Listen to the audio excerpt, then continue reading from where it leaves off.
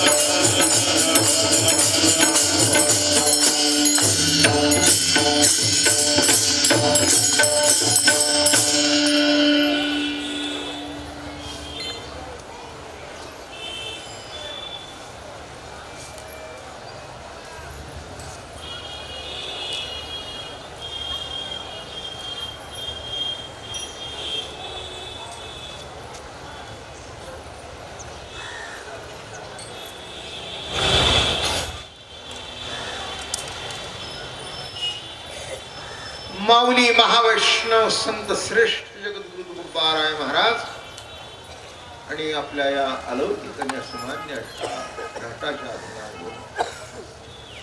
दास्य करी दासाचे कोणी न साधे आज जीवनामध्ये दास्यत्व ही सर्वात कनिष्ठ अवस्था. कोणाच्या वाटणीला दास्यत्व येऊ नये. दास्यत्व शब्दाचा अर्थ संपूर्ण जीवन त्याला विकल्यासारखं, वेट बिगारी सारखं.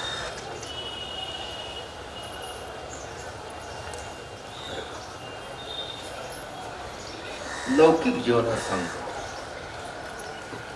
की लौकिक जीवनामध्ये कोणाच्याही वाटणीला दासत्व येऊ नये. कारण दासाला आक्षेप घ्यायचा नसतो. उडी मार म्हटलं तर मारावी लागते, मर म्हटलं तर मरावं लागते.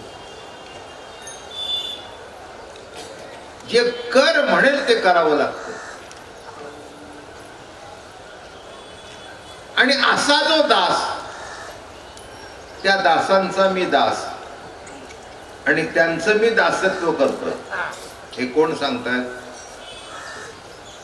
दास्य करी दासाचे. पांडुरंगाचं वर्णन जगद्गुरु तुकोबाराय म्हणतात, नाही का? राजाचा दास नाही, पांडुरंग कोण आहे? कुणाचं दासत्व करतो? दास्य करी दासाचे, नाही का? काल एक मुद्दा मांडला होता, पुन्हा पुनरुच्चार करतो. यच्चावत जीव प्राणी हा प्रभूचा दासच आहे. तुम्ही म्हणाल कसा? काय तुमच्या हातात आहे ते सांगा. तो म्हणाल तसंच करावं लागतं ना, आणि होतं ना, म्हणजे दासच होत ना. नाही, काय तुमच्या हातात आहे आणि काय तुमच्या मनासारखं होतं?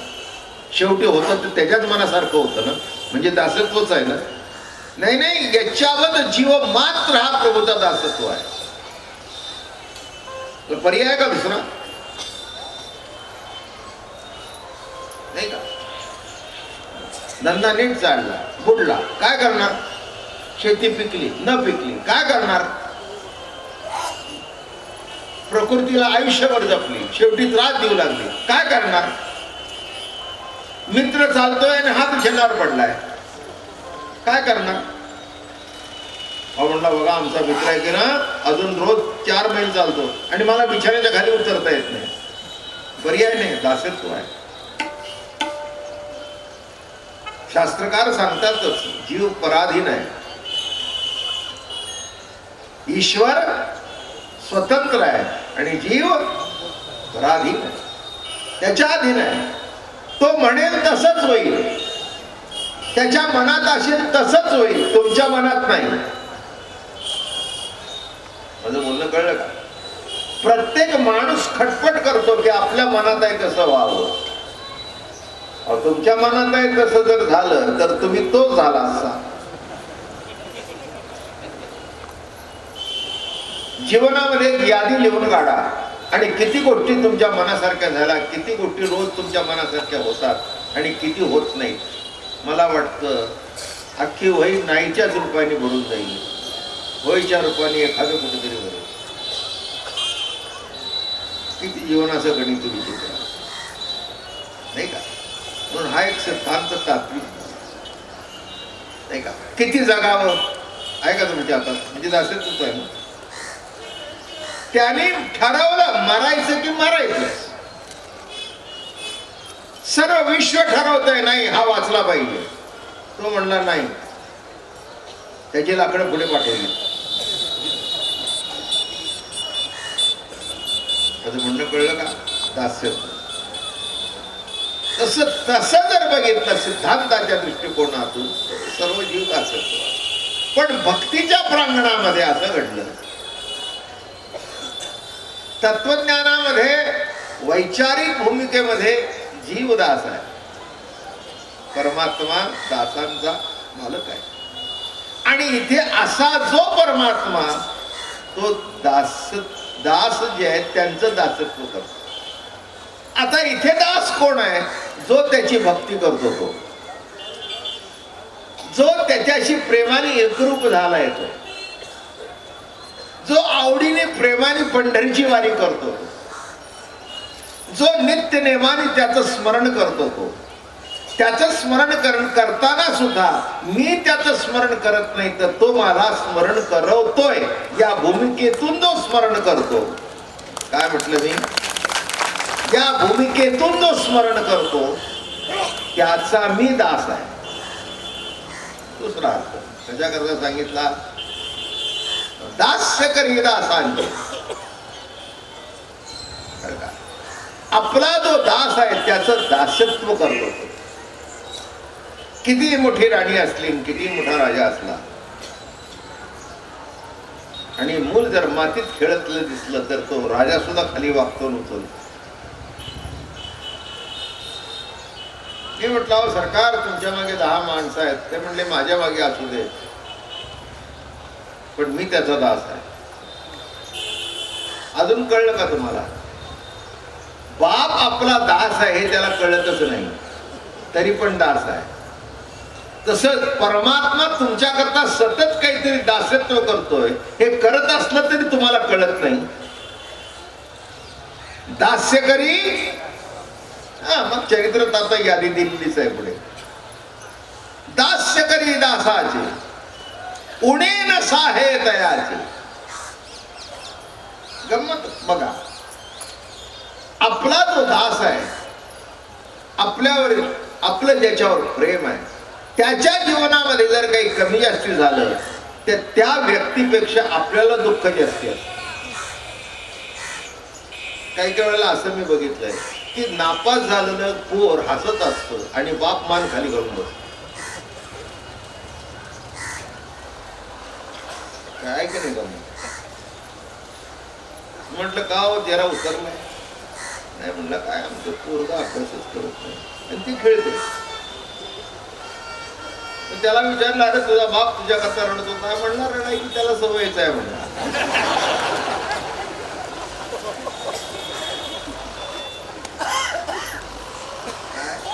हे उन्हाळलं आलं का लक्षात? केव्हाच निघून गेला, खेळायला विचारलं सुद्धा नाही.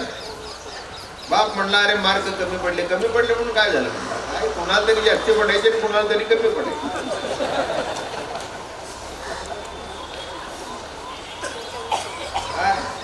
सगळे जर म्हणला बाबा 1 नंबरला पास झाले तर तुमचं काय व्हायचं, माझं काय व्हायचं? कोणीतरी पहिले यावं लागतं, कोणीतरी शेवट यावं लागतं. असे दास. कळलं काय? आयुष्यभर अभ्यास करायचा आणि परीक्षे वेळेला मलेरिया व्हायचा.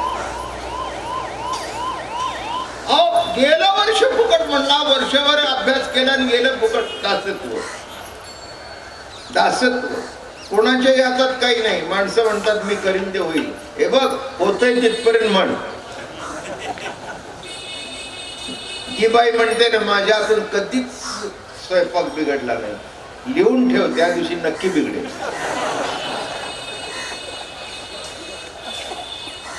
कळलं का? काहीही कोणाच्या हातात नाही. अगदी बरोबर म्हणताना तितक्याच नवऱ्याने हात मारली, जरा चहा घेऊन ये, फोडणी जळली. बघा म्हणली एवढं सगळं घेत नाही. म्हणला नवरा म्हणला तुला देवाने दाखवलं, तू करतेस ना, आता बघ काय कर. आणि बाबा महाराज घरी पाहुणे आले. कर कर माझं म्हणणं कळलं का?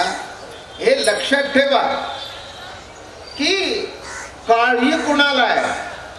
त्या बापाला आहे.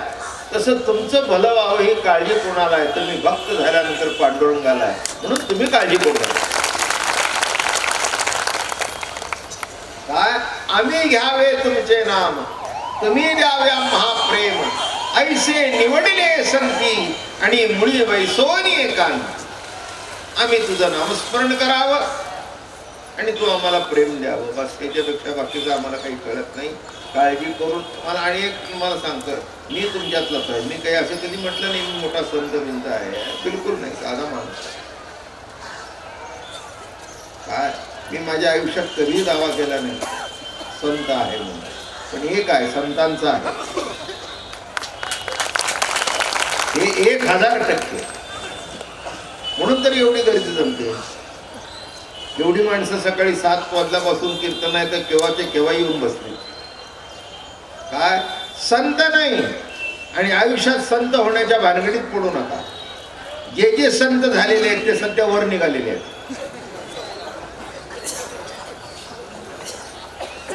आणि जे जे संतांचे होऊन राहिलेले आहेत ते 750 वर्ष टिकून आहेत. काय म्हटलं मी? जे संतांचे झालेले आहेत ते 750 वर्ष नव्हे 1000 वर्ष टिकून आहेत पुंडलिकाच्या काळावर. पण जे संत व्हायला गेले आणि मीच देव आहे म्हणायला गेले ते संपल्याशिवाय राहिले नाही. आणि मी देवाचा आहे म्हटल्यानंतर देव तुमचं दासत्व करतो. अरे का काही काही मुलं लग्न होतात आणि लग्न झाल्यानंतर जरा बायकोच्या कलाने वागतात. काही चुकलं नाही. दुसरं कोणातरी कलाने वागण्यापेक्षा बायकोच्या कलाने वागतात. काय वाईट? त्याच्याकरता तर करून दिली ना. ते म्हाताऱ्याने कळतच नाही. आमचा मुलगा बायकोच्या खाली राहत, मग कोण कशाला घ्यायचे, ठेवायचं होतं ना ब्रह्मचारी. पसंत तर केली, करून तर आणली. ऐपतीप्रमाणे सोनं घातलं, 50 तोळे 40 तोळे 30 तोळे 10 तोळे. आता का शंक करती म्हटलं.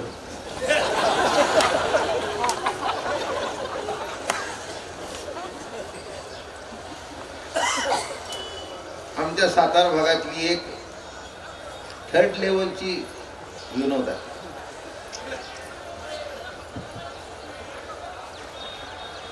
नवऱ्याची आई शेरडी आणि कंती.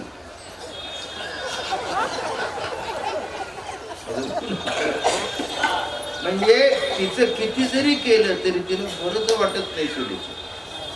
अरे मग करून कशाला आणली? माझं बोलणं कळलं का? करून कशाला आणली? नीट लक्षात घ्या.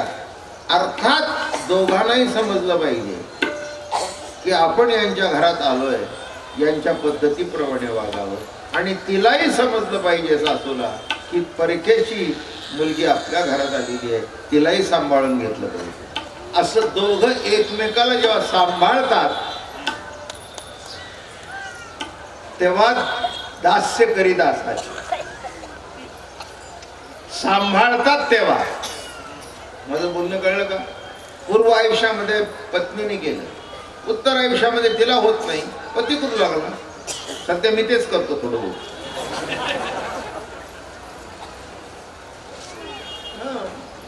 पर्याय नाही. जरी माझ्या मागे 10 लाख समाज असला, लाखोनी प्रेम करतात, तरी आईसाहेबाला रात्रीचं उठलं नाही, कोण जवळ नसेल तर मला उठावं लागतं, घेऊन जावं लागतं. त्याचं कारण काय?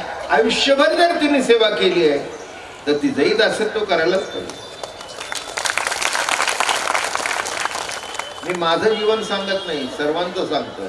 आयुष्यभर जर श्वास देतोय, जीवन देतोय, हात दिले, पाय दिले, नाक दिले, भूक दिली, सगळं दिलं, एवढं दासत्व करतोय, मग त्याचं दासत्व करायला नको?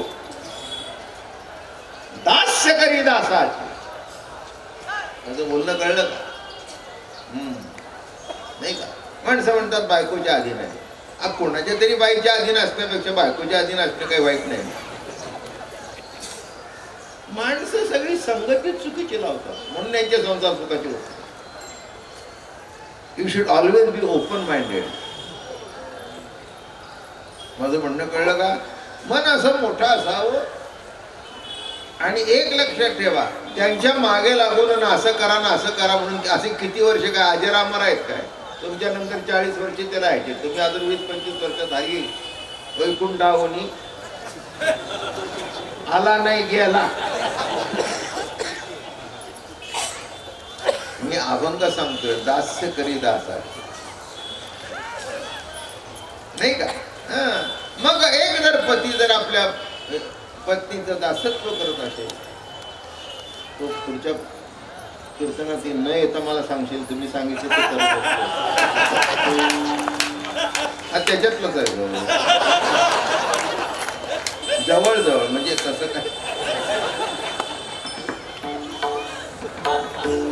काय सगळ्यांना बरं वाटलं, सगळे त्यातलेच आहेत, पण याला बोलल्यावर बरं.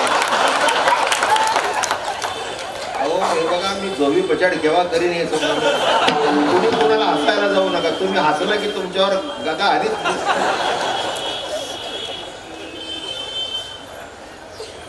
आता मी जर माझं उदाहरण सांगितलं तर तुम्ही एवढे कोण लागून गेला?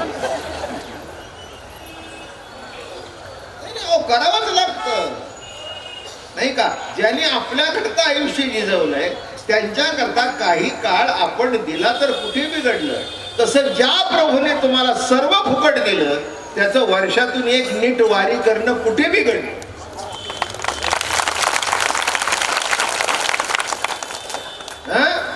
दिवसातून एकदा हरिपाठ म्हणणं कुठे बिघडलं? काय वेळ वाया गेला?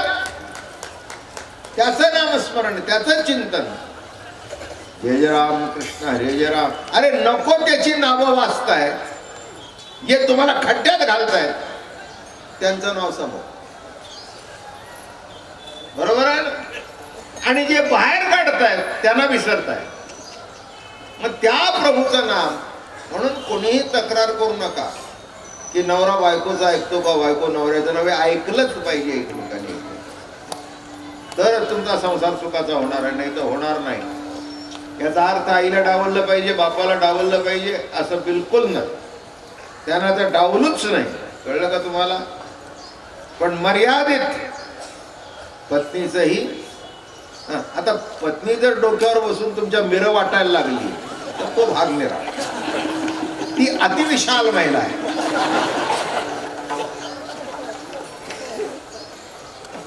म्हणजे हे पुढचं सांगितलं जे तुम्हाला अजून कळत नसतं मी पुढे काय काय सांगतो. नाही, हा कौतुकाचा भाग सांगितला. पण आता ती जर तुमच्या डोक्याचा, तुमचा डोकं हे पाटा आणि तिचा हात हा वरवटला आणि वाटते काय, साखर नाही मिर. आता मिऱ्याची पूड वाटता वाटता जर तुमच्या डोळ्यात गेली तर तुमचं काय होईल? जिरं. जिरं म्हणजे जिरली.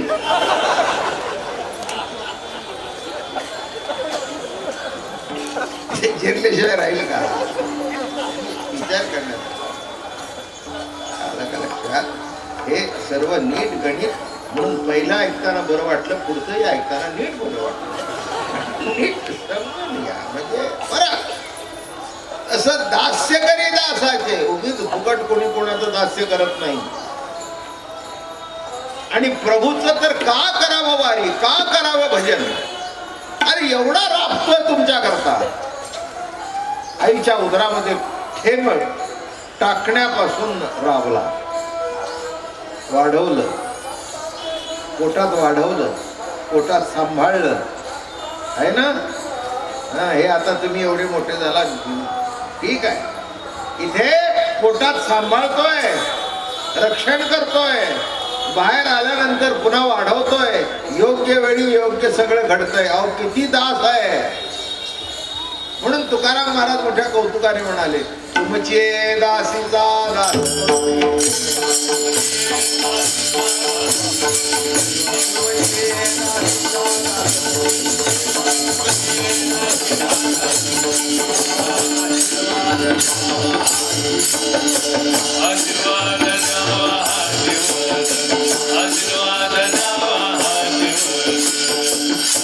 म्हणजे दासीचा दास करून ठेवा. महाराज त्याच्यापेक्षा पुढे गेले, दास्य करी दासाचे, त्याचा दास करा. तुमचे जे दास आहेत त्यांचे दास आम्हाला करा.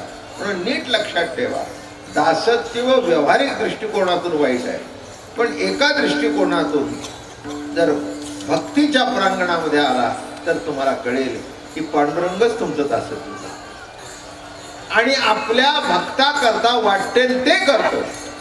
माझं म्हणणं कळलं? काय केलं नाही, नाही काय करत नाही, तुम्हाला बघायला फुरसत नाही म्हणून वाटतं. पण बघायला गेल्यानंतर कळेल की काय दास करी दासाचे, कोणे नासा आहे तयाचे.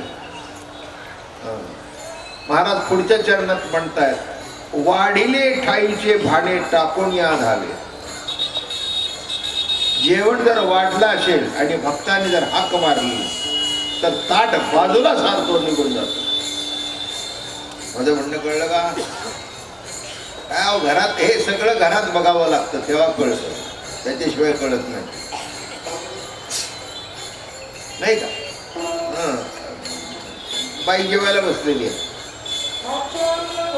आणि जेवायला बसल्यानंतर पुढे असं घडलं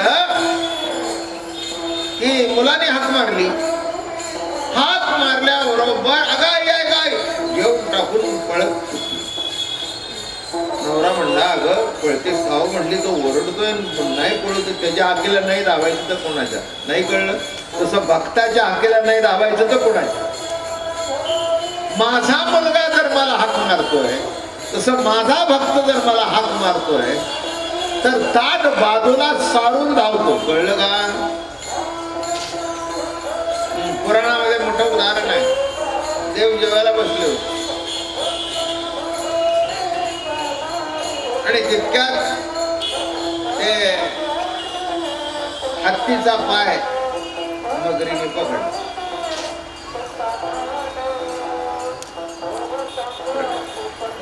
संध्याकाळचं तिसरं कीर्तन म्हणजे याच्यावर हळूहळू पुढे सरकायला पाहिजे ना, नाही ते दासी याच्यावरच संपून जायची.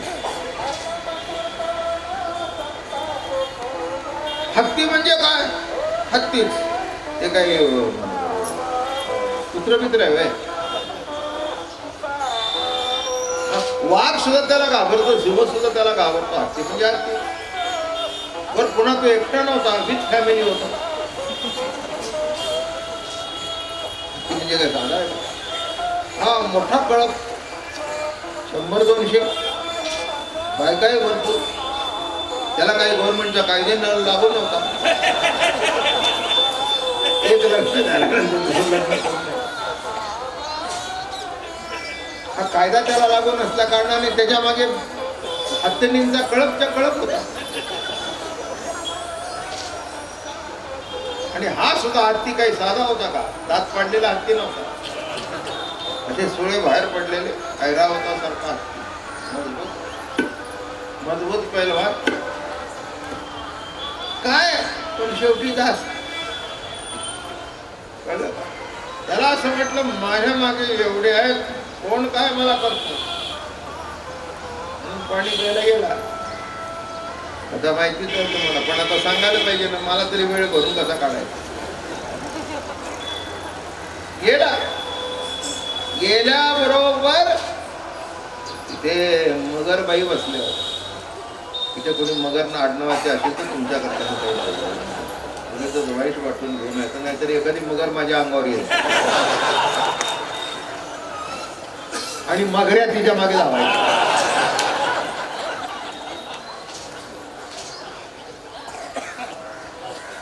असं वाईट वाटून घेऊ नका, आपला आनंद लुटून जाईल. धरला पाय. धरल्याबरोबर ह्याला वाटलं काय माझ्याकडे सोडण्याने गेलं, पण ते धरायचा दिवस होता त्याला. कळलं का? त्याचा दिवस ठरवला होता. किती मोठा असू दे, राजा असू दे, चक्रवर्ती असू दे, नाही तर कोणता असू दे, पण दिवस आल्यानंतर मगरीच्या पायात सापडल्यानंतर, पाय सापडल्यानंतर सुटतच नाही. झालं एक हिसका मारला की 2-2 इंच पुढे सरकत होत. त्यांनी मागे बघितलं, सगळे हत्तीने आले. शेपटाने त्याला ओढू लागला. ही आली, ती आली, ती आली, ती आली. कोण पुढून ढकलते, कोण मागून ढकलते, कोण काय करते. मग मुलं आली मोठी, हत्तीने ओढून आली. कार्ट्यानं बघताय काय बापाला खेचते मगर, या ऑक्सिजनवर ठेवलाय बाप. तो म्हणला राजा मिळत नाही. ठीक आहे, हत्तीची गोष्ट.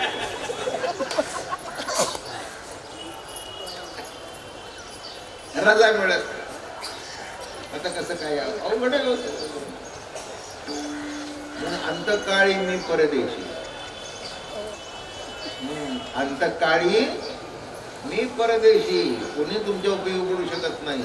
एकदा अंतकाळ जवळ आल्यानंतर कोणी असू सगळ्या बायका आल्या, पोरं आली, नातवंड आली, पतवंड झाली होती. मोठा हत्ती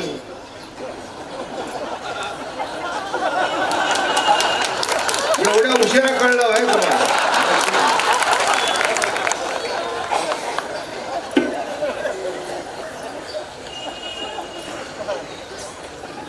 पतवंड आली, करतात काय? अवघड आहे हो, अवघड आहे. मला अनुभव सांगतो माझा हार्ट अटॅक आल्यानंतर कोण उपयोगी आहे? सगळे आले दाबत, पण त्यांनी नीट केलं म्हणून. बहिणाबाई होत्या आमच्या घरात, संत बहिणाबाई आहेत.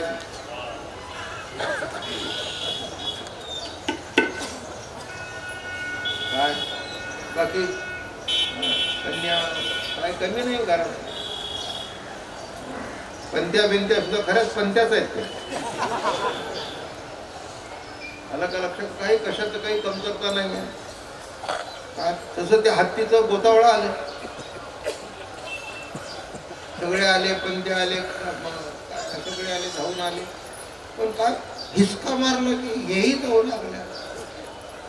आता ती पट्टराणीचा पाय गेल्यानंतर ती म्हणजे आता ह्याला किती जवळ जाऊन बसायचं. अहो तुम्ही गेल्यावर माझं कसं होईल काय हो आता मी काय जेवणार नाही म्हणून जेवतो.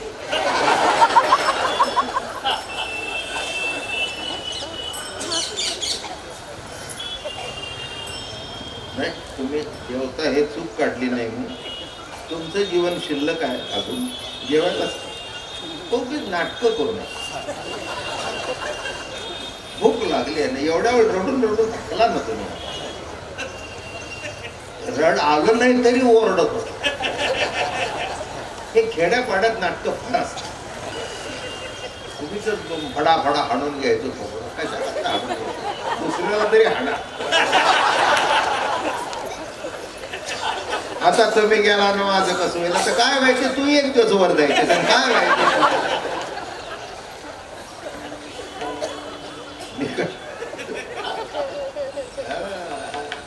गेलं हत्तीच्या मागे विशिष्ट मर्यादेपर्यंत सगळं गेलं. शेवटी जी पट्टराणी हत्ती नव्हती ती मागे सरली सगळ्यांना सांगितलं त्याला एकट्याला जाऊ दे कारण तिला कळलं आता लिडरशिप आपल्याकडे आली.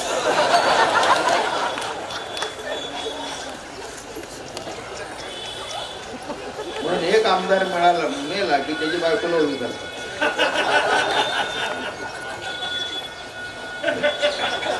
मला काय राजकारणातलं कळत नाही पण वास्तव सांगितलं बरोबर आहे ना. जिला काही येत नव्हतं शेंबूळ शिंकरता सुद्धा येत नाही ती एकदम आमदार का कारण ते फायदा मिळतो ओटाचा फायदा मिळतो. माझा पती तुमच्या सेवेत घेता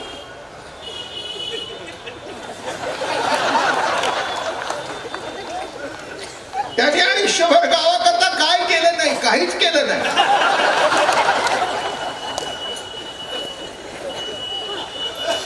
टाका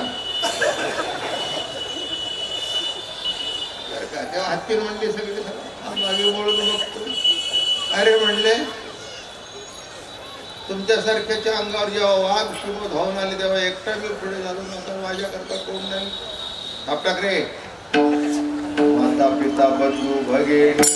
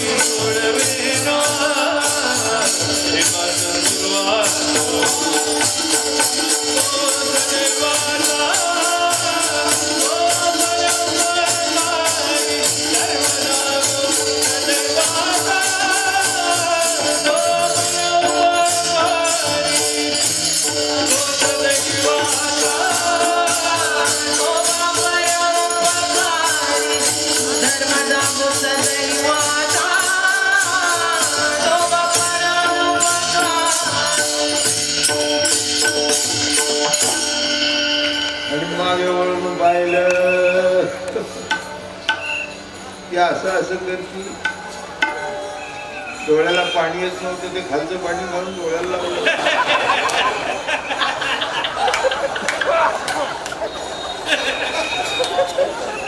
सोडले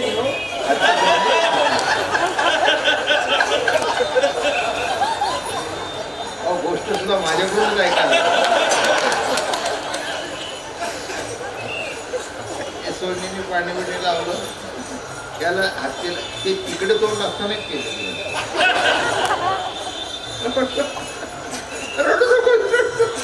कुठे रडकी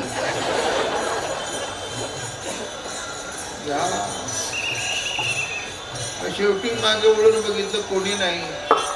महाक मारली जो कोणी विश्वासाने यंदा असेल त्या परमात्म्याने मला सहाय्य करावं. त्यावेळेला हे जेवायला बसले होते. मागच्या जन्मीची पुण्याही होती. प्राण सुटला होता काही कारणाने. त्या नखराचाही त्याच्यातच गेला होता. ते शाप ते गंधर्व होते. ते काय आपल्याला काही त्यांच्याशी घेणं देणं नाही. झालं होतं. हाक मारल्यावर असा घात होता. हा कहे वैकुंठ आणि ती कहे गजरा. हाक ऐकली भक्ताची. आई साहेबांना विचारला कुठे निघाला.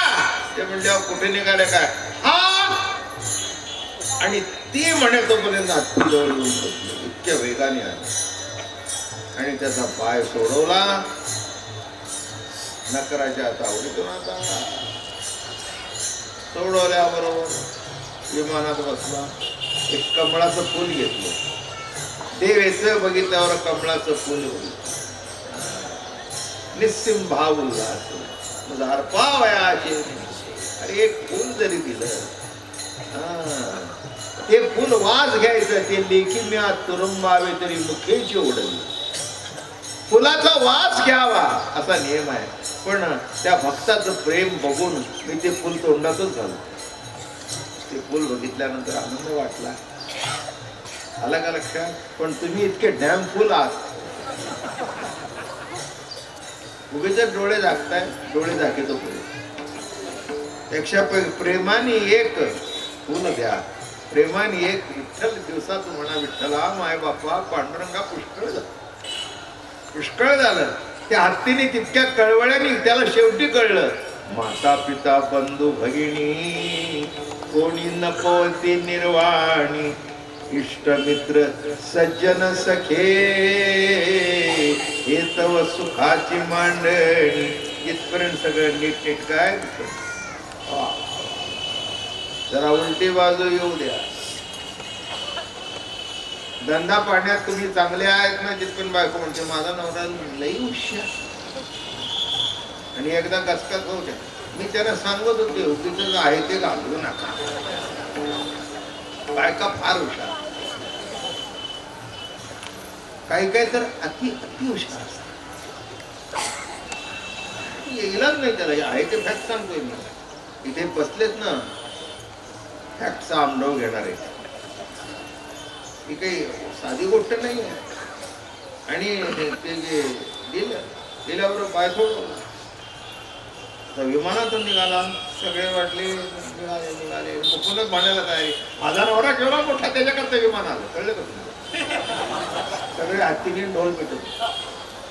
आमचा नवरा केवढा मोठा विमान आला त्याच्याकरता. आमचा नवरा केवढा मोठा विमान आला त्याच्याकरता. बरोबर.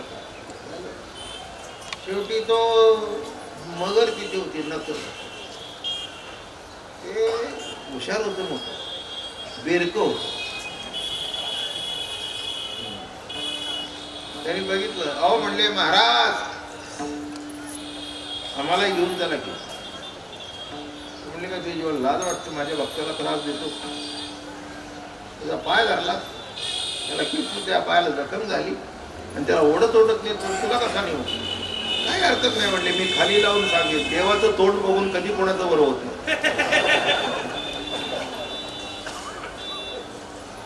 देवाचं तोंड बघून असं म्हणतात की देवाचं तोंड बघितल्यानंतर बरं होतं. पण मी खाली लावून ही कथा सांगेन. तुझ्या त्या नारदाला काय कथा तुझी सांगायची सांगते. पण मीही सांगेन की याचं तोंड बघू नका. याचं तोंड बघितल्यानंतर काही करत नाही. ते म्हणले माझी आई तू येईन बस. नको ती कथा पसरवण्यापेक्षा आता कसा वटणीवर आला नाही म्हणले. तसं नाही आहे. नंतर सुद्धा हुशार होता. ते म्हणले माझा उद्धार झालाच पाहिजे कारण तुझ्या भक्ताचे चरण मी पकडले. संत चरण रज लागला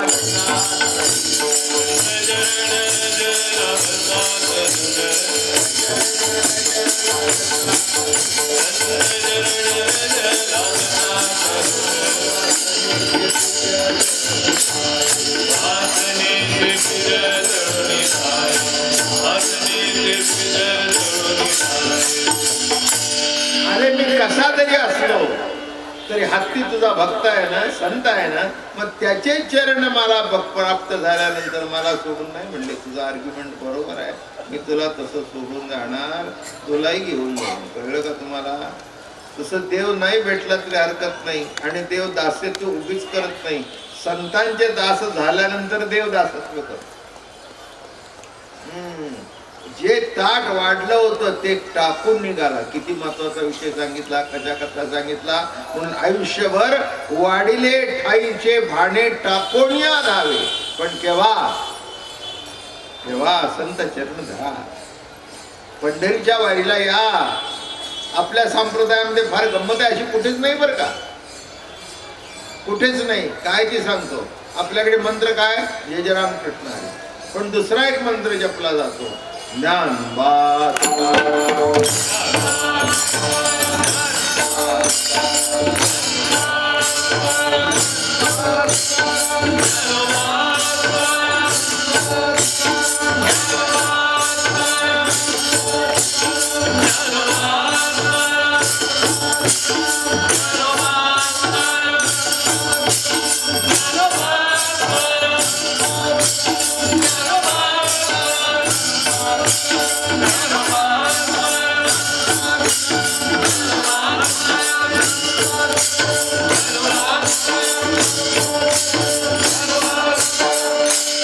कोणत्याही संप्रदायामध्ये जप देवाचा आहे, संताचा नाही. आहे का कुठे? एकाने मला प्रश्न विचारला की तुम्ही हे ज्ञानोबा तुकाराम का म्हणता? जय जय राम कृष्ण ठीक आहे, ओम नमो भगवते वासुदेव आहे ठीक आहे, पण हे ज्ञानोबा तुकाराम का म्हटलं? मी म्हटलं तुला कळत नाही, अजून तुला खूप शिकायचं. ते म्हटलं तुम्ही देवाचं नाव घेता आणि देवाला ज्यांचं नाव आवडतं ते नाव आम्ही घेतो. आता बोलणं कळलं का? तुम्हाला एक व्यवहार सांगतो, करायला कधी जाऊ नका. बाई किती जरी चांगली असली तरी तिची स्तुती करायला जाऊ नका, चप्पल खाल.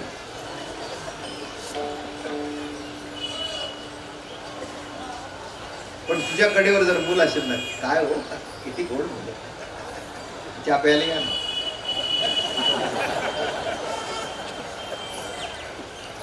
तुझ्या पोराची स्तुती केली तर नुसता चहा नाही, दिवाळी असेल तर दिवाळीचा फराळ सुद्धा वाटत, पण तिची स्तुती करून नाही, तिच्या मुलाची. तसं भक्तांचे चरणरज पकडल्यानंतर देवाला सुद्धा देव तुम्हाला रोज दिवाळीचा फराळ देईल.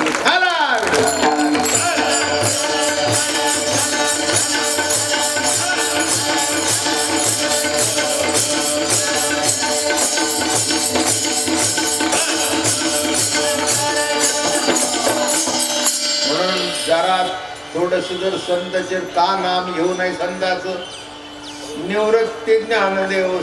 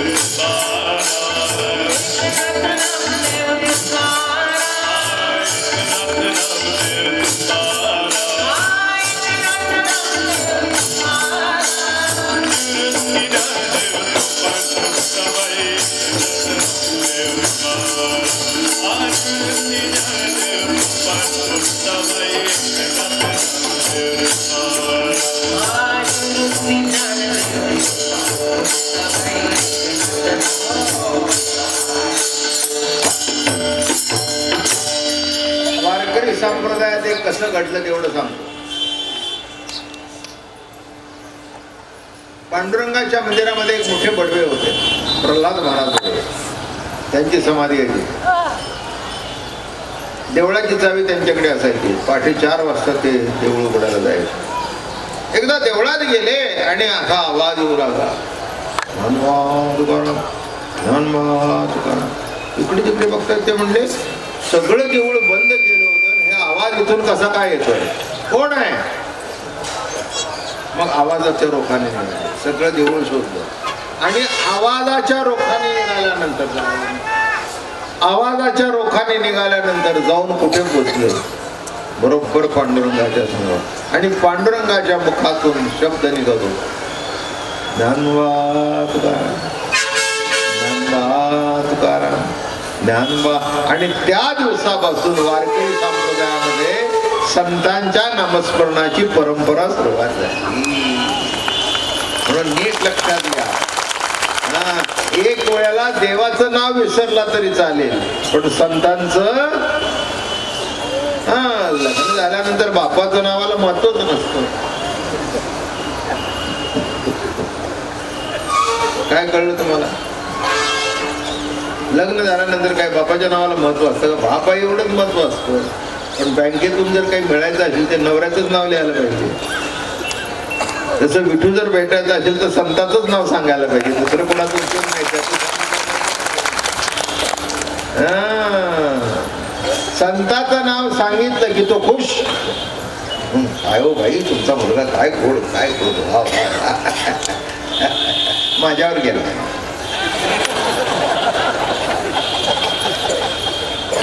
शेवटी कोणा तरी जाणारच नाही. आता आम्हाला पंथी झाली नाही, आमच्या घरात तीच रोज चर्चा असते, नाक कोणासारखं, गाल कोणासारखं. मग भगवती ते आता आजी असल्या कारणाने माझ्यासारखं मी म्हणत नाही, तुम्ही म्हणत नाही. अहो ते तिला बरं वाटण्याकरता म्हणून.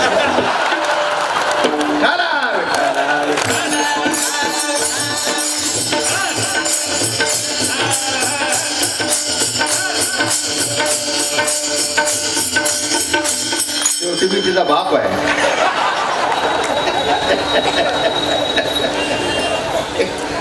आला का लक्षात? तिला म्हटलं ना आपण की तुझ्यासाठी इतकी खुश होते, ती 7 मजली असते, एकदम खुश, एकदम खुश.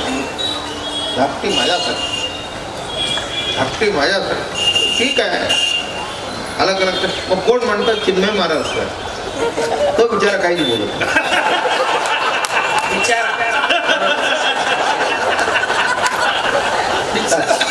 नाही, म्हणून म्हटलं मी तुला.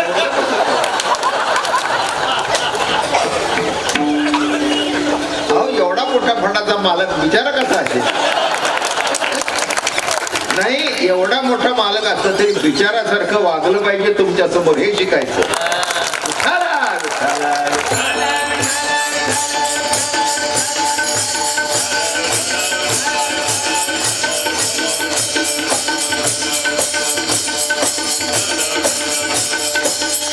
सांगू का, जो अधिकारावर माणूस असतो ना त्याचा अधिकार कोणीच काढू शकत नाही, पण त्या माणसाने अधिकार आपला दाखवूच नाही, इथेच त्याचं मोठं. अरे बाबा महाराजांचं बाबा महाराज कोण काढून घेणार आहे? बरेच तयार आहेत काढून घ्यायला. अनेकांनी कीर्तनातून माझी खूप स्तुती केली. अर्थ मी कशाला वाईट म्हणू नाही. एखाद्याला कीर्तनामध्ये माझं नाव जर आठवत असेल आणि माझ्यावर जिवंतपणे जर कीर्तन होत असेल तर माझ्या इतका भाग्यवान दुसरा कोणी आहे का? माणसांचं मेल्यावर सुद्धा होत नाही, माझं जिवंतपणे होत आहे. एक लक्षात घ्या. म्हणून कोणी काही केलं तरी जे असतं ते असतं, ते कोणी हिसकून घेऊ शकत. नीट लक्षात ठेवा, कोणाची टाप नाही. काही नेमणुका हेडक्वार्टर म्हणून होत असतात, त्याला इंटरव्ह्यू सुद्धा देत होत नाही, डायरेक्ट अपॉइंटमेंट. तसं वारकरी संप्रदायात आल्यानंतर जर पद मिळालं तर समजावं direct appointment. From where? From Vaikunth.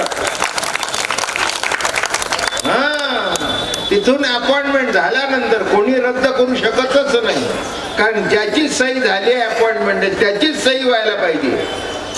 माझं बोलणं कळलं का? तसं नीट लक्षात ठेवा. वारकरी संप्रदायात येणं, मला काय म्हणायचंय, ठीक आहे तुम्ही काही फडाचे मालक नसाल, मोठे नसाल, पण तुमच्या कागदावर सुद्धा वारकरी म्हणून वरूनच सही झाली आहे. असं कसं म्हणता? अहो हे बघा, वारकऱ्याची अपॉइंटमेंट व्हायची म्हणजे त्या दिवशी सही. हा कमॉन, इन्क्लुडिंग घेऊन टाका आपल्या, ही वरची सही लागते. हा, योगी यागी म्हणतात आम्ही करू, त्यांना सहीच लागत नाही. कळलं का? हे म्हणतात आमच्यात ताकद आहे. हे म्हणतात नाही नाही प्रभू ये ना ये ना ये ना ये. ते म्हणले बरं घे ना. नीट लक्षात ठेवा. म्हणून प्रत्येक वारकरी एक आपण सांगतो, पंढरीचे वारकरी ते अधिकारी मोक्षाचे, ते अधिकारी मोक्षाचे, ते अधिकारी मोक्षाचे.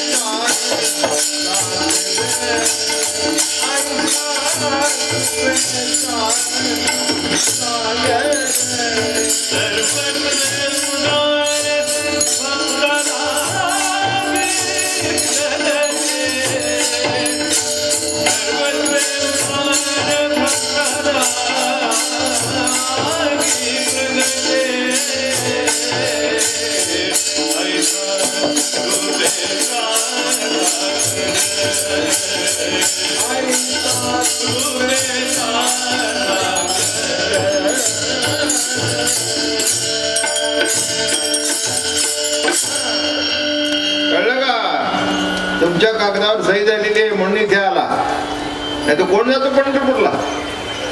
आला का लक्षात? मला नेहमी कौतुक वाटतं. तुम्ही म्हणाल आमचे हे चेन्नईची मंडळी बघा, महाराज you have got order from Vaikunth.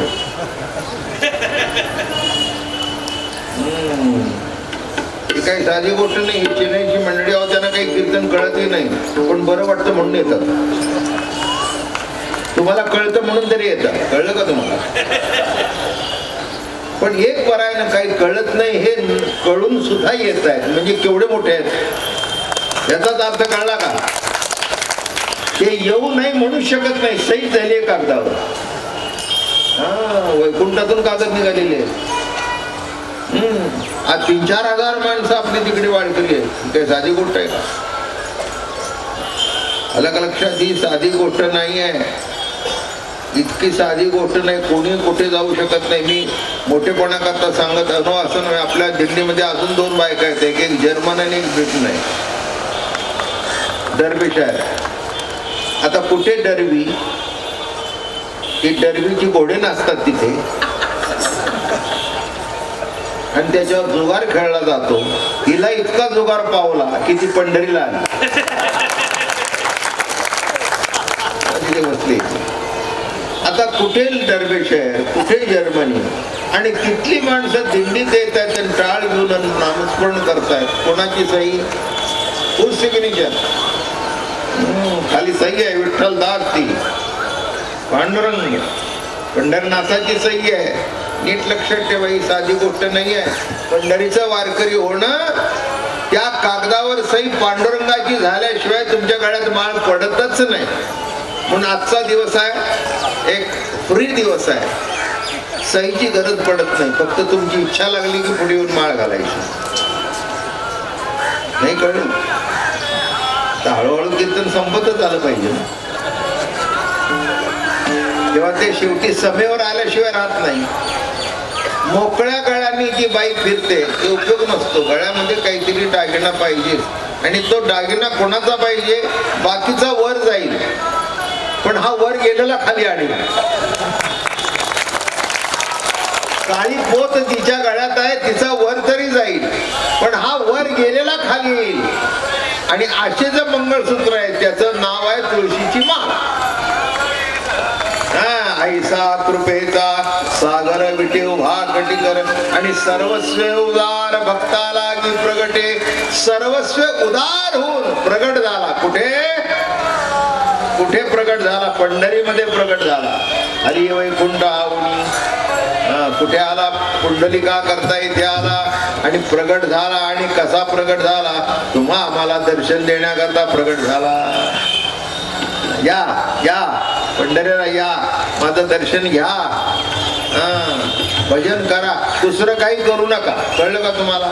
एक मी तुम्हाला सांगतो, पंढरीचे वारकरी दुसरं काही करायला गेले की गोत्यात आल्याशिवाय राहतात. म्हणून ते घटापटाच्या ज्ञानात पडू नका. ब्रह्म सत्यम जगत मिथ्या. काय करायचे? सत्य का मिथ्या? आता मी कीर्तन करतोय सत्य आहे, तुम्ही ऐकताय हे सत्य आहे, कशाला मिथ्या पाहिजे?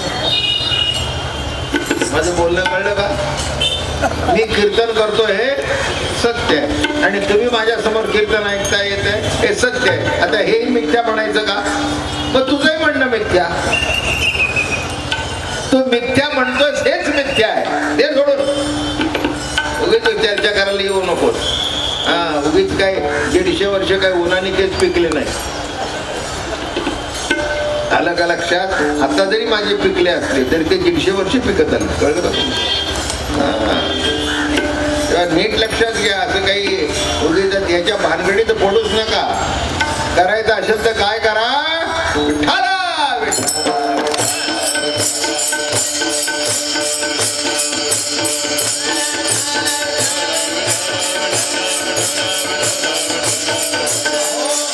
वेद मोठ्या गप्पा मारतो, ठीक आहे, पण शेवटी काय म्हणतो? वेदानंद बोलिला, अर्थ तुकाची साधिला, पण विठोबाची शरण गावे, निष्ठे नाम गावे. दुसरं काही करू नको. विठोबाला शरण जा, विठ्ठलाचं नाव घे. एवढं घेतल्यानंतर बाकी सगळा, एवढं घेतल्यानंतर म्हणायचं काही हरकत नाही. आजी संसार सुखड झाला गे, आजी संसार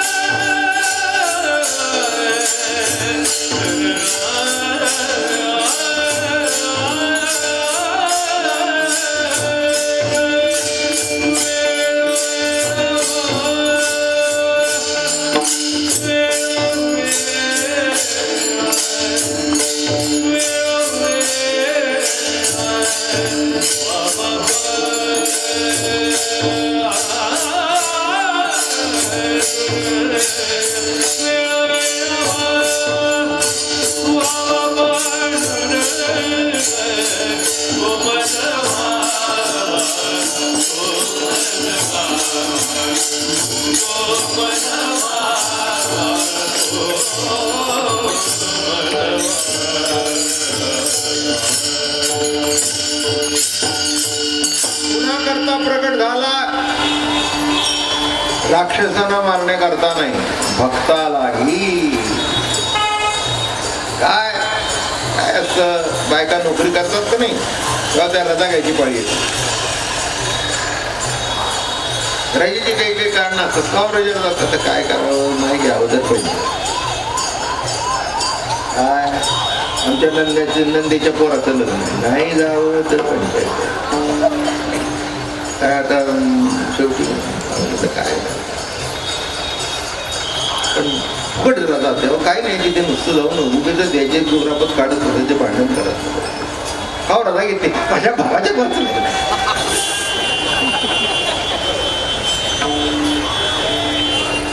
रजेचा आनंद आणि रजेचं दुःख. तस तुम्ही इथे आला, ती रजा वाया गेली नाही, सत्कारणी लागली. कळलं का तुम्हाला? आणि एक लक्षात ठेवा, हा कोणत्याच भावाचा सोहळा नाही, सर्व नाती ज्याच्याशी जोडली त्याचा सोहळा आहे. विठ्ठल बाप माय चुलता भगिनी बंधू आणि भ्राता, सर्व गोत त्याच्या अनिका ठाई, अनिका गोता सर्व ठाई. सर्व नाती ज्याच्याशी जोडली जातात त्याच्याकरता आपले 4-5 दिवस खर्च होतात. कुठे बिघडलं, खर्च झाले नाही, किंबहुना सार्थकी लागले. माझं बोलणं कळलं का? काही कळलं? खर्च आपला होतो, सार्थकी लागत नाही. तर म्हणून काय म्हणा, काय नातेवाईकात जे तुम्ही आहेर करता खरंच सार्थकी लागलं वाटतं तुम्हाला?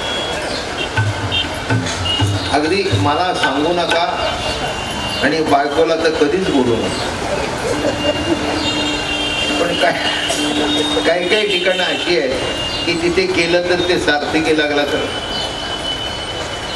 वावरं लागतं. नात्या गोत्यात बाबा महाराज तुमचं बरं आहे. आम्हाला तशी नातेगोती कोणीच नाही. जे आमच्या गळ्यात माळकरी आहेत तेच नाते. आई साहेब ते परंपरेने माळकरी, पुढची चिन्मय महाराज तेही माळकरी. माळकरीचं नेतं नसतं, बाकी नाते पिते आम्हाला काही कर आत काहीच नाही आमचं. वारकरी असेल तर सगळं आत आहे, वारकरी नसेल तर काही संबंध नाही. रोख ठोका. आला का लक्षात? सगळे नातेवाईक कशातले आहेत? ज्यांच्या काळात माळ आहे. जात कोणची? वारकरी. सगळ्या जातीच्या पलीकडे गेलेली जात, जी मनातून जात नाही, जात ती निराळी. आणि सर्वांना धरून ठेवलेली एकमेव जात वारकरी निराळी. माझं बोलणं कळलं का? म्हणून काही प्रश्न येत नाही. कोणाची मनधरणी करायची गरज नाही, कोणाच्या मागे लागायचं. जे आमच्या मागे लागले त्यांना सांगायचं, चला नाचत बोलायच्या.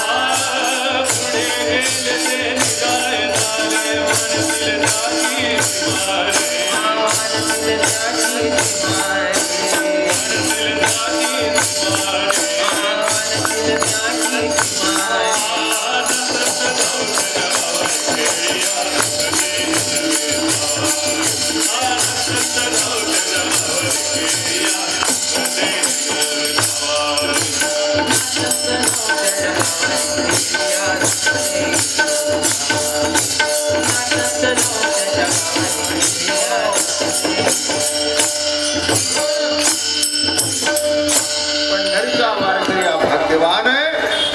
देव तुमची वाट पाहतो एवढे भाग्यवान आहे. म्हणून दास्यत्व करतो.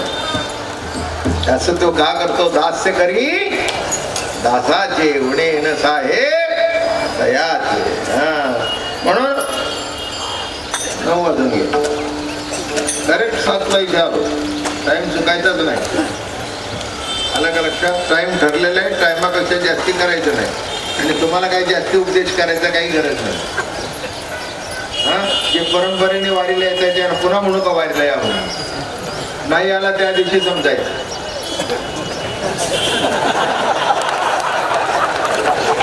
किती तयार श्रोते म्हणजे तुम्ही इथे नसताना सुद्धा काय होतं हे तुम्हाला माहिती. त्याच्यामध्ये पुण्याला सांगायची गरज काय? आलं का लक्षात? वारकरी म्हटल्यानंतर तो वारी दिसलाच पाहिजे तरच वारकरी, नाही दिसला तर आलं का लक्षात? म्हणून इथं प्रश्नच नाहीये. म्हणून तुमच्याकरता हे कीर्तन म्हणजे कौतुक आहे. गावात सांगावं लागतं या या या. तुम्हाला या कशाला सांगा? तुम्ही वाट पाहता नाही का? मी मोठेपण सांगत नाही, पण सांगितलं तरी काय बिघडलं नाही का? हे माझं घर आहे, माझा पड आहे आणि माझी माणसं आहे. तुमच्या माझ्या बाबतीत मी तुमचा आहे, तुम्ही माझा आहे. बाकी माझं जगात हे मनापासून सांगता. माझ्या मनात जर असेल तर तुम्ही वारकरीच आहात. 83 वर्षाचं आयुष्य तुमच्या सेवेतच गेलं आणि इथून किती आहे माहिती नाही, पण पुन्हा जन्म तुमच्या सेवे करतात. या काही मनामध्ये इच्छा काही देवाने शिल्लकच ठेवलं नाही. काय आता शेवटचं काम म्हणजे मंदिराचं काम चालू आहे, तेवढं पूर्ण होईल करूनच घेणार. त्याच्याकरता कुठे ठेवले काय?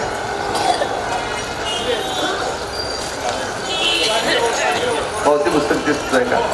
मंदिराचं काम चालू आहे आता. वसंत पंचमी नीट लक्षात ठेवा. हे सगळ्यांनी अशी नीट लक्षात आहे. कीर्तनापेक्षाही नीट ऐकून ठेवा. आम्ही नव्या मुंबईला राहायला आलो 4 वर्षापूर्वी आणि आता मोठ्या मंदिराचं काम चालू आहे. विठ्ठल रुक्मिणी अतिशय सुंदर मंदिर, जसं दुधीला आहे तसं. आणि त्या मंदिरातील विठ्ठल रुक्मिणीची स्थापना वसंत पंचमीला होणार आहे. त्या दिवशी विठ्ठल रुक्मिणीचं लग्न लागलेलं आहे. काल रात्री सांगितलं की पळवून नेली रुक्मिणीला तो दिवस. म्हणून मुली पळवून न्यायचा दिवस जर असेल तुम्ही म्हणा बाबा महाराज तुमच्या जिभेला हाड आहे कारण कोणाचे आहे?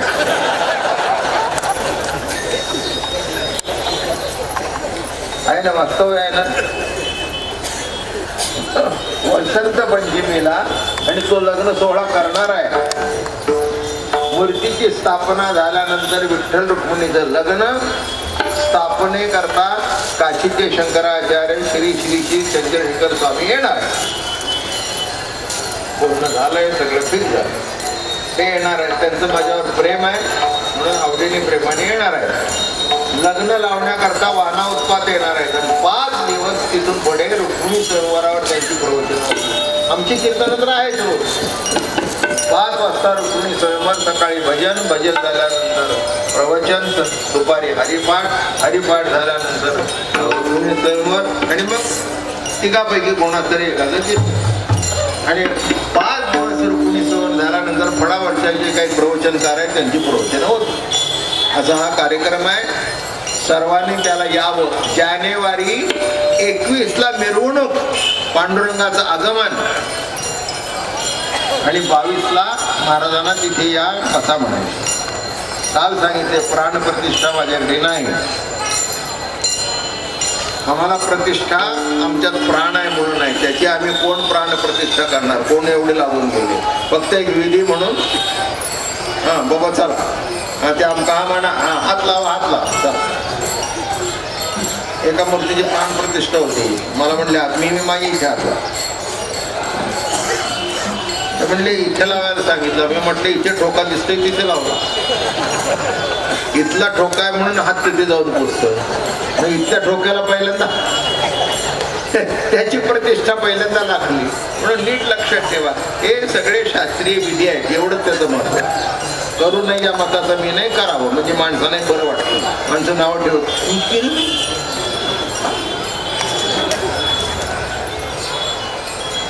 आता रजिस्टर लग्न लागलं तर आणि गांधर्व पूर्वी लागत होते. कसं हात घातलं घातलं. शकुंतला तर कोणतो दुष्यंत, बरोबर आहे ना? दुष्यंत आणि शकुंतलाचं जे लग्न लागलं होतं ते गांधर्व विवाह लागलं होतं. तिने हार घातला, याने हार घातला, पुढचा भरत जन्माला आला, त्याच्या नावाने भरत भूमी जन्माला आली. साधं सरळ गणित आहे. हे सगळे विधी आहेत. म्हणजे माणसानं बोलवायचं, टाळ्या वाजवा रे वाजवा, आता पुढे वाजवत बसा,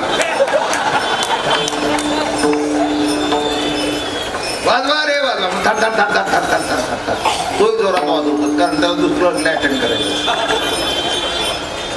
कळलं का? तसं रुक्मिणी पांडुरंगाचं लग्न आणि मग आणि शंकराचार्य येत आहेत, नाना उत्पाद येत आहेत आणि आपल्या घोडातली मंडळी तुम्ही यावं. तत्पूर्वी डिसेंबरचा सप्ताह आहे बुधेवऱ्याला, 27 डिसेंबर ते 2 जानेवारी 26ला मुक्कामाला यावं आणि तिथे आवडीने प्रेमाने सप्ताह होईल. पण या सप्त्याला मात्र इथे बोर्ड लावलंय, सगळी माहिती इथे घ्या, नीट वाचा. मला याच्यावर सगळी माहिती मुद्दाम बोर्ड लावलेला आहे. जानेवारी 22ला स्थापना, 21ला मिरवणूक. आपण सर्वांनी यावं. 2 मजल्यापर्यंत काम झालेलं आहे. ज्यांना वाटत असेल आपण सहभागी घ्यावं, बिलकुल आग्रह नाही किंवा तुम्हाला मागत नाही, पण अनेक मंडळी म्हणतात आमचंही काहीतरी असावं म्हणून तिथे पावती पुस्तक ठेवलेलं आहे. आणि पावती घेतल्याशिवाय कुणी कोणाला पैसे द्यायची गरज नाही. आणि छोटी पेटी द्यायची असेल तर देऊ नका. तर 5 आणि 10 घेऊन करायचे काय? किमान पावती जर पाहिजे असेल, तसे द्यायचे असेल तर त्यांच्याकडे द्या, ही जमा करा म्हणा, विश्वासाची मंडळी. किमान 500चा असेल तर पावती घ्या. किती पावत्या पडत? प्रत्येक दिनी 10 रुपयाची पावती पडत. 10 रुपये कशाला फाडा? काही त्याची आवश्यकता नाही. आज जवळजवळ 4 ते 5 कोटीचं काम झालंय. 5% देणगी आहे, बाकीचं सगळं कीर्तनाच्या. मला पुढे मागायची गरज काय? हे सांगणं एवढ्या करताय कारण अनेकांनी इच्छा प्रकट करतात की आमचंही काहीतरी असावं. आज होता दिलं नाही तरी होणार नाही असं नाही, होणार म्हणजे होणार, गॅरंटेड. गॅरंटेड. का होणार नाही? पांडुरंगाचं मंदिर का होणार नाही? तुमचं माझं घर होतं, मग मंदिर का होणार नाही? होणार. म्हणून जास्ती काही ज्याच्याबद्दल बोलतच नसतो मी. त्यांना जे आहे तर पावती पुस्तक आहे ठेवलेलं आहे. दुपारी 4:30ला 5 ते 6 भगवद्गीतेचं प्रवचन आणि लगेच 6ला माझं कीर्तन. याच अभंगावर कंटिन्युएशन करू. आणि माळ घालायची असेल त्यांच्याकरता बसणार आहे.